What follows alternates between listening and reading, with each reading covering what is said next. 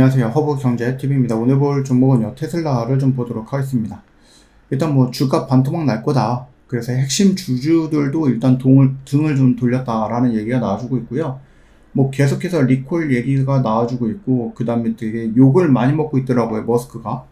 그러다 보니까는 뭐 테슬라가 싫다라기보다는 그냥 머스크가 싫어서 라는 문구들이 요즘 많이 보이고 있고, 그 테슬라 택시 있잖아. 택시가 아니죠. 그 뭐죠? 사이버캡 트럭인가요? 사이버 트럭. 거기에도 보면은 막 낙서가 있는데, 그 낙서가 뭐 테슬라 차가 뭐 똥차다 아니면 위험하다 이런 것보다는 그냥 머스크가 싫어요 이런 것들이 좀 많이 있다라고 보시면 됩니다. 그래서 이 사람이 지금 정치를 하면서 굉장히 좀 많은 적들이라든지 아니면 좀 부정적인 영향들이 좀 많이 늘어나고 있다라는 것은 뭐 어쩔 수 없는 사실인 것 같죠.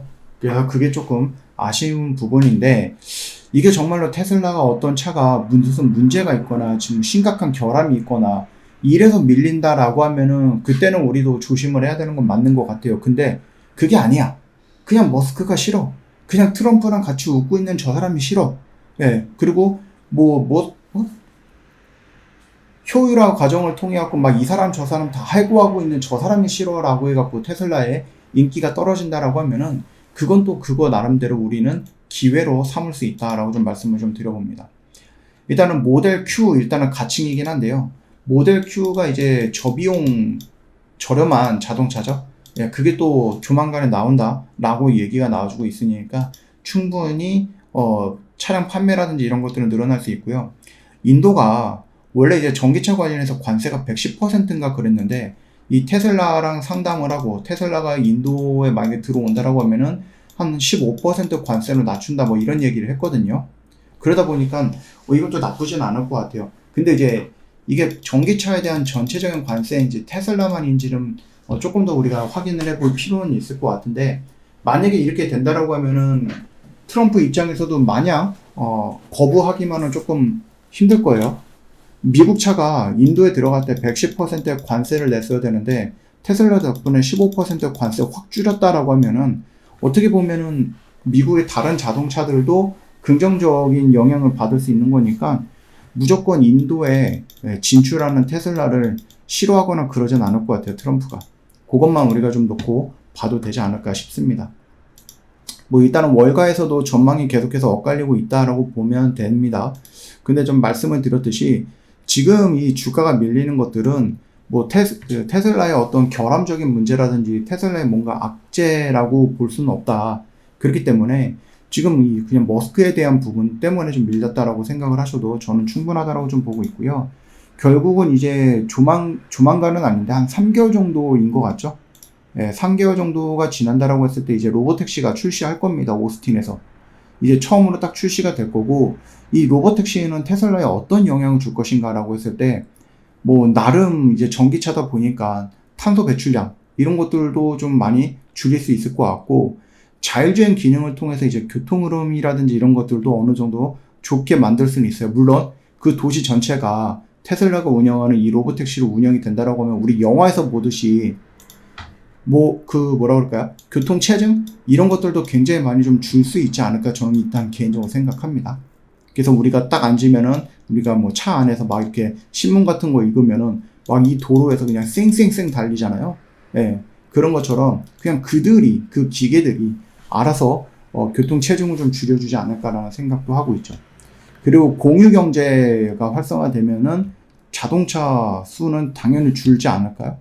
그러면은 뭐 교통 체증이라든지 이런 것들도 낮아질 수 있는 부분이고, 이 테슬라가 낮은 비용의 구조로 유지한다라고 하면은 굉장히 좋을 것 같아요. 물론 이제 만약에 이게 독점화 돼 갖고 나중에 갑자기 가격을 확 올린다, 그거는 문제가 될 수는 있는데 그것까지 미리 우리가 생각해 볼 필요는 없는 것 같고요. 일단은 뭐 완전 자율주행 기술은 계속해서 향상이 될 거고, 무선 충전이라든지 이런 것들도 긍정적으로 볼 수 있을 것 같고, 그리고 그 테슬라라든지 아니면 그 로보택시 안에 결국은 테슬라가 지금 보고 있는 모든 기술들이 다 들어가 있을 거 아니에요? 그럼 당연히 그 안에서의 생활 역시도 긍정적으로 좀 나오지 않을까 생각합니다. 다만 이제 걱정이 되는 것이 있다라고 하면은 완전 자율주행은 믿을 만한 것인가? 근데 우리가 통계를 좀 찾아보긴 해야 될 거예요. 사람이 운전하면서 사고가 나는 확률과 자율주행이 운전하면서 사고가 나는 확률, 이거는 우리가 한번 통계를 내봐야 되거든요. 우리나라도 진짜 하루에도 진짜 많은 사고가 일어나는데 그 사고가 결국 이제 사람이 운전 미숙이라든지 아니면은 뭐 졸음운전이라든지 음주운전이라든지 이런 걸로 인해서 사고가 많이 나는데, 자율주행을 탄다라고 했을 때에는 기계적인 오류를 제외하면은 얘네들이 뭐 음주운전을 하는 것도 아니고 졸음운전을 하는 것도 아니고, 그쵸? 그리고 내가 운전이 미숙해서 사고가 나는 것도 아닐 거 아니에요. 그렇기 때문에 지금 이 안정적인 부분에 대해서 걱정을 한다라고 했을 때 그런 거죠. 야, 비행기 타면 죽어. 그러니까 비행기 못 타. 근데 걸어가다가 차에 치여 죽을 확률이 훨씬 더 높죠. 이런 걸 걱정하는 거예요. 예. 그래서 내가 뭐 이제 수영을 하다가 빠져 죽거나 아니면 길에 가다 차에 치여 죽거나, 이것들의 확률이 월등히 높은데도 불구하고 임팩트가 있는 것은 비행기에 떨어져서 죽는 것.